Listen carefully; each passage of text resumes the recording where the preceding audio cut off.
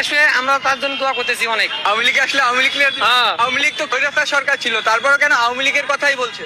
আমরা আওয়ামী লীগের ভালো ছিলাম, অনেক চাল পেতাম সরকার থেকে, 2-3টে চাল পেতাম, এখন একটা পাইনি। মাসে 30 কেজি রেশন কার্ডে চাল পেতাম, ওটা পাইনি। মাসে একটা দুস্থ মাথা 30 কেজি করে চাল, প্রতি মাসে 30 কেজি চাউলটা তো পাই আমরা। চাউলটা তো আমার খাওয়া পেট চলে আমাদের নাকি?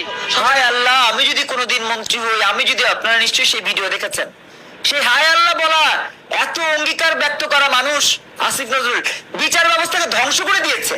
তিনি বলেন আমি কি করেছি, দেখেন আমি এটা করেছি, দেখেন আমি ওটা করেছি। একটাও কি জনবান্ধব? একটাও কি বিচার বান্ধব? একটাও কি আইন বান্ধব? সব হলো বোগা। বাংলাদেশে পড়ালেখা এখন আগের মতো নেই, তারপর মানে সব দিক থেকে খারাপ বাংলাদেশের অবস্থা।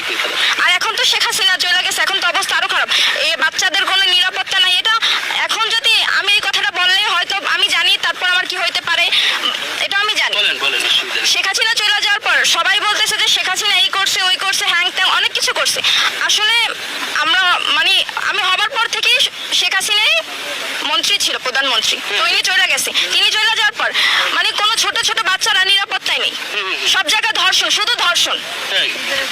এই আমাদের বরগুনাতে ধর্ষণ হইতে আছে, ধর্ষণের কোনো ই নেই। তো তাতে শেখ হাসিনা চলে যে লাভটা হইলো কি? তাতে তো আমাদের অবস্থা আরো খারাপ। আমরা মেয়েরা কোনো জায়গায় সেফ না ভাইয়া।